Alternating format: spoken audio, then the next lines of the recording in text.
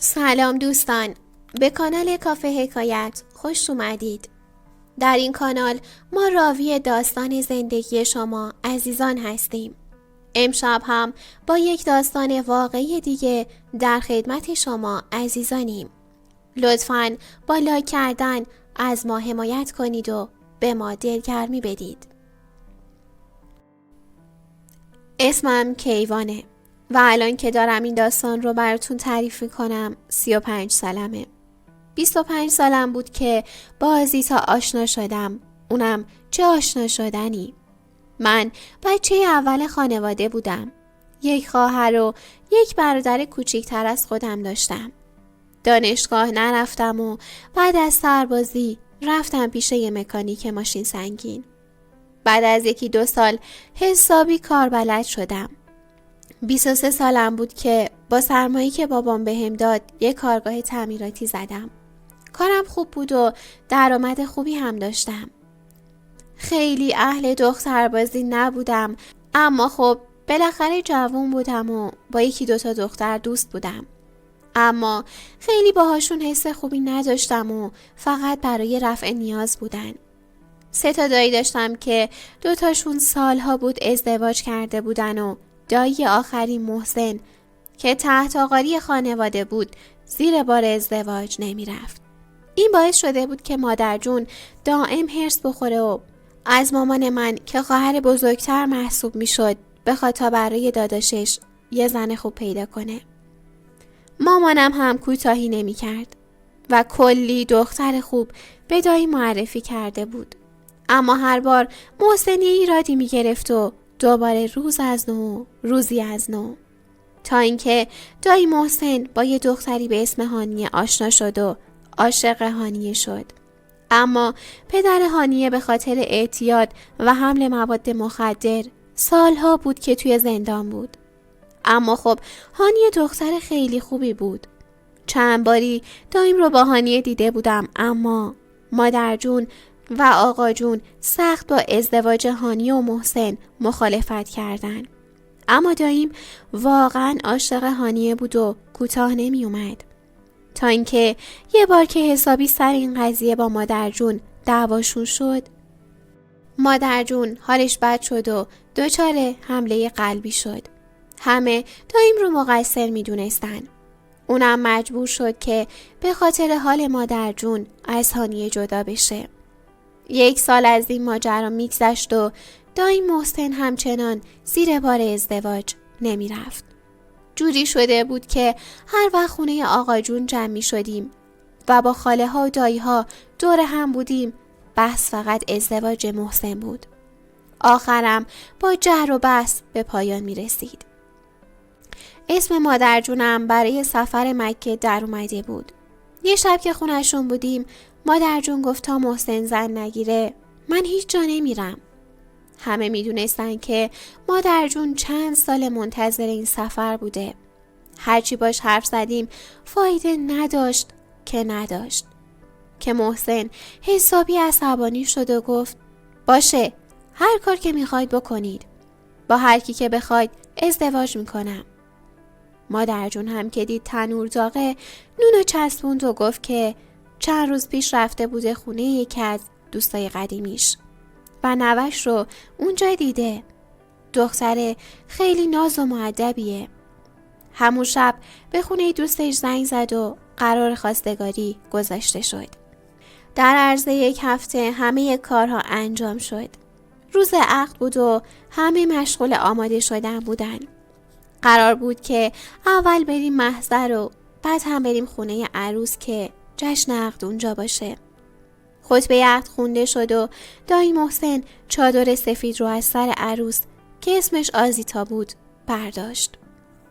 وقتی آزیتا صورتش رو به طرف جمع برگردوند، یه لحظه احساس کردم نفسم بند اومد. یه دختر ناز و خوشگل با یه صورت ظریف و چشمای مشکی. برای 1 ثانیه چشم تو چشم شدیم. قلبم مثل گنجیشک میزد. از محضر زدم بیرون تا هوای تازه بهم بخوره، اما فایده نداشت. دائم صورت آزیتا جلوی چشمم بود. همگی اومدن بیرون و سوار ماشین شدیم و پشت سر ماشین عروس راه افتادیم. اما من اصلا تو این عالم نبودم. خانواده عروس خانواده بازی بودن و جشنشون مختلط بود. خانواده ما هم با این قضیه مشکلی نداشتن. آزیتا یه لباس شیری رنگ بلند تنش بود با یه آرایش ساده. هر بار که نگاش میکردم دلم آتیش میگرفت.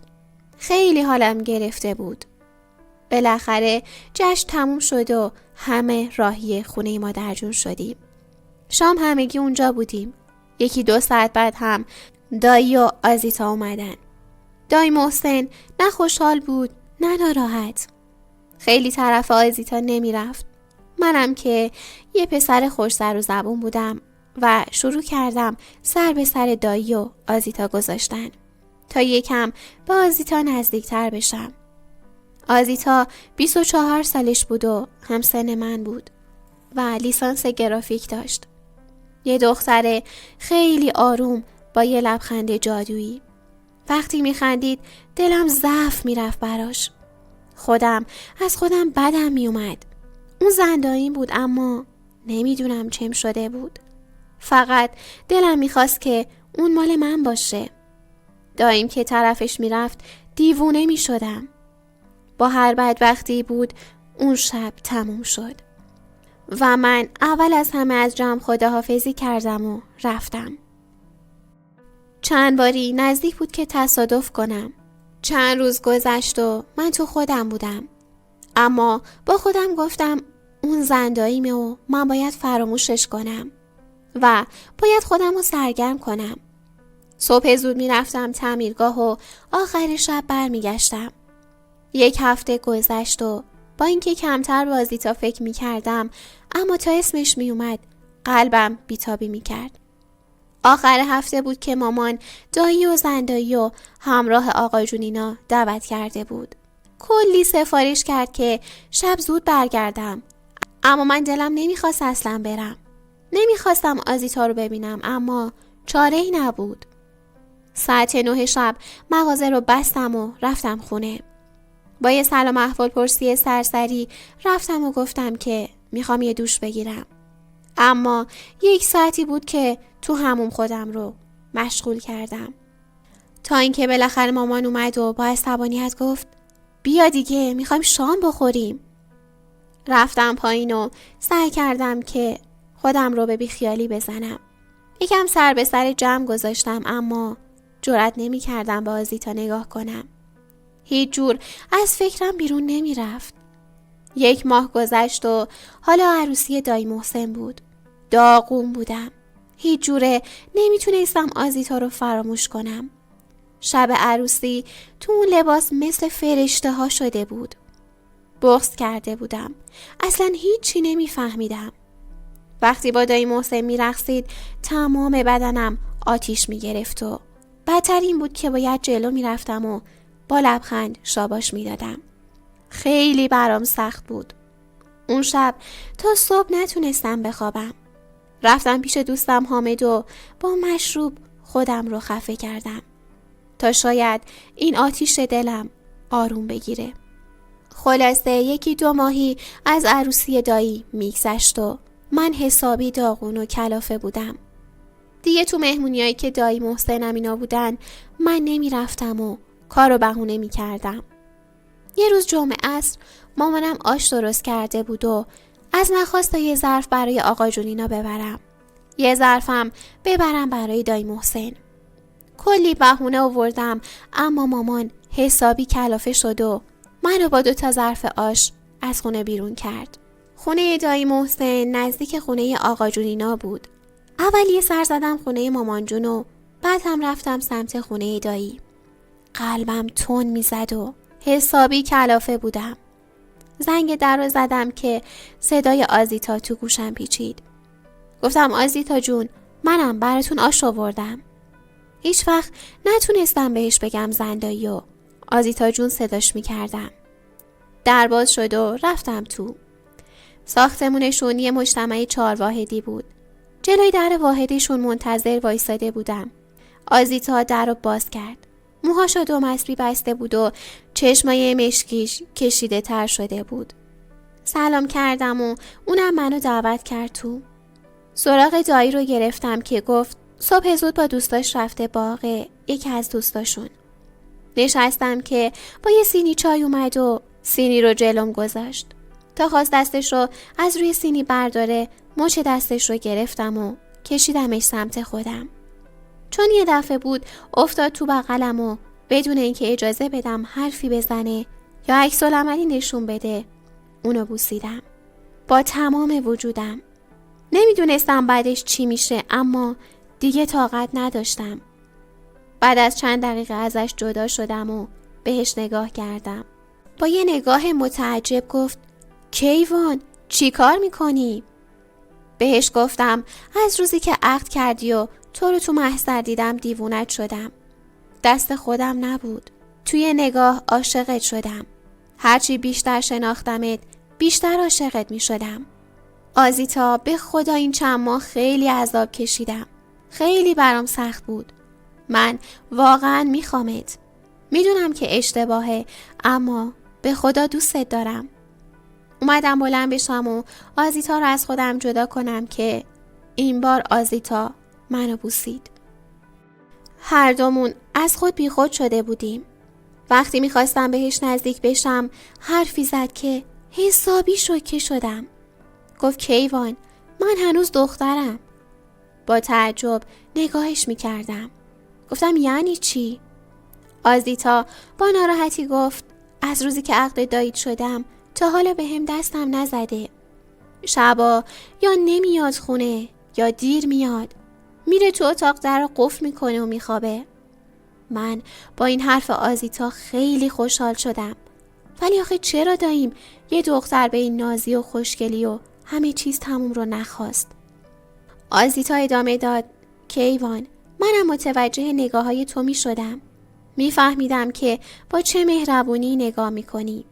اما خب فکر می کردم که شاید دارم اشتباه می کنم. بغلش کردم و اون روز با آزیتا به آرامش رسیدم.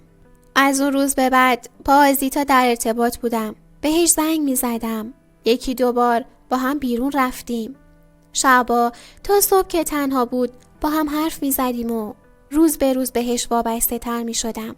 ولی یه موضوعی خیلی فکرم رو درگیر کرده بود که چرا دایی محسن طرف آزیتا نمیاد. یه روز صبح زود رفتم در خونه دایی. میدونستم که داییم خونه است. منتظر شدم تا اومد بیرون و دنبالش رفتم. رفت توی مغازه حلیم و آشی و با یه ظرف حلیم اومد بیرون و یه نون سنگکم گرفت و رفت طرف یه خونه. یه ویلای قدیمی بود. حسابی تعجب کرده بودم. 1-2 ساعت طول کشید که در باز شد و محسن همراه یه زن که یه بچه تو بغلش بود اومد بیرون. اون زن خیلی آشنا بود برام. یکم که دقت کردم دیدم اون هانیه است. باورم نمیشد. یعنی داییم با هانیه رابطه داره؟ پس اون بچه چی؟ هانیه ازدواج کرده بود؟ حسابی گیج بودم. چند تا عکس گرفتم و دایی بچه رو از هانیه گرفت و حسابی بوش کرد و دادش به هانیه. بعدم سوار ماشین شد و رفت. دایی محسن مغازه طلا فروشی داشت. رفتم دم مغازه که تو مغازه بود و حسابی هم مشغول کار بود. من باید باهاش حرف می زدم. من می خواستم که آزیتا مال من بشه و هر جور که شده باید می فهمیدم چه خبره. بعد سلام و احوال پرسی دایی به شوخی گفت چی شده؟ نکنه میخوان تو رو هم زن بدن اومدی طلا بخری؟ گفتم نه دایی. راستش امروز صبح جای کار داشتم که یه چیز عجیب دیدم. داییم گفت چی دیدی دایی؟ گوشیمو در آوردم و عکس ها رو بهش نشون دادم. اولش خیلی تعجب کرد، اما بعد گفت خب که چی؟ گفتم دایی تو زن داری، این کارا چیه؟ با عصبانیت گفت آره من فقط یه زن دارم، اونم هانیه است. من عاشق هانیم و باهاش ازدواج کردم. یه دختره 4 ماهه هم دارم. هنگ کرده بودم. گفتم پس چرا با آزیتا ازدواج کردی؟ گفت فقط به خاطر مادر جون. مگه ندیدی چه علم شنگه‌ای به پا کرده بود؟ بره سفر و برگرده آزیتا رو طلاق میدم. با شنیدن این حرفا تو دلم عروسی بود. خیلی خوشحال بودم. محسن گفت مادر که برگرده بهش همه چیو میگم. نوش رو که ببینه آروم میشه. من دایم رو درک میکردم. منم عاشق بودم. میفهمیدم که چقدر سخته. با خوشحالی رفتم و زنگ زدم به آزیتا. تو خونه تنها بود. گفتم میام پیشت.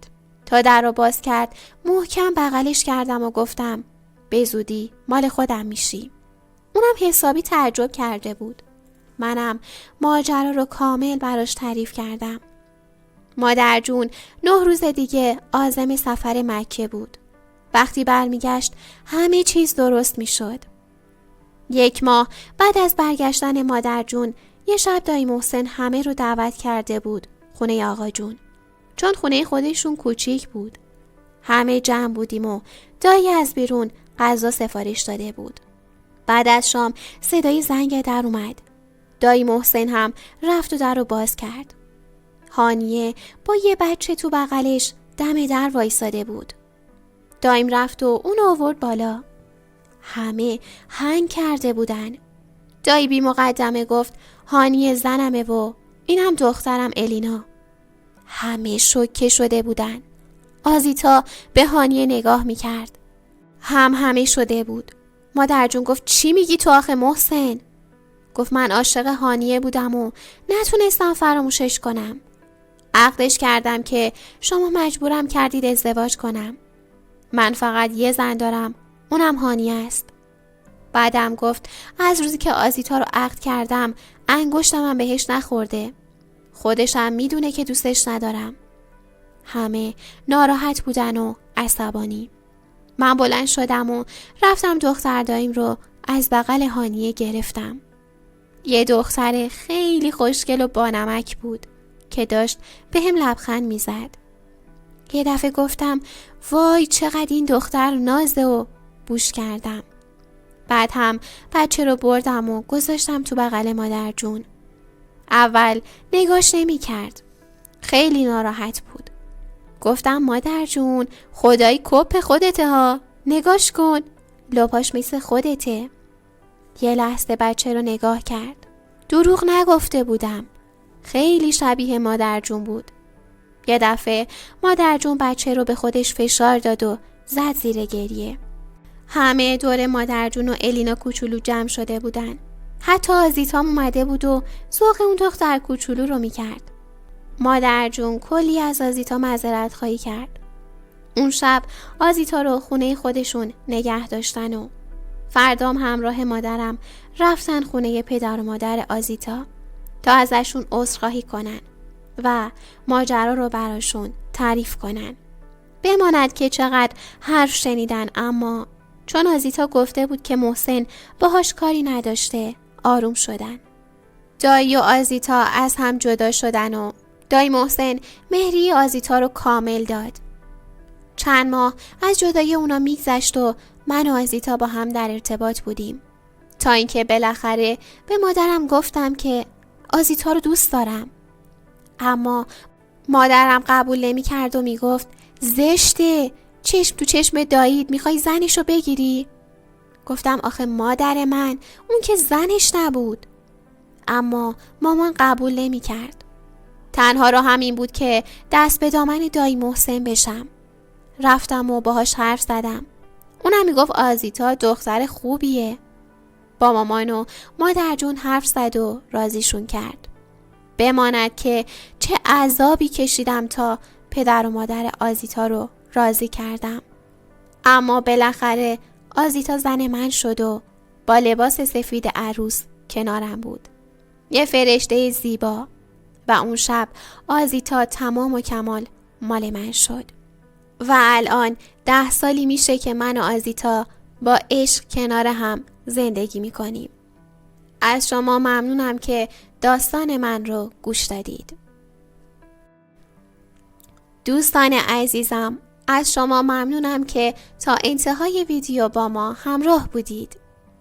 اگر به شنیدن داستان‌های واقعی علاقه‌مند هستید، خوشحال میشیم که کانال ما رو سابسکرایب کنید و همراه ما باشید. یادتون نره که زنگوله کانال رو فعال کنید تا به محض اینکه ویدیوی جدیدی آپلود کردیم مطلع بشید. اگر شما هم مایل هستید که داستان زندگیتون داخل کانال قرار داده بشه، از طریق راههایی که داخل کپشن براتون قرار دادم با ما در ارتباط باشید و داستان زندگیتون رو برامون ارسال کنید. بی‌صبرانه منتظر همراهی شما عزیزان هستیم.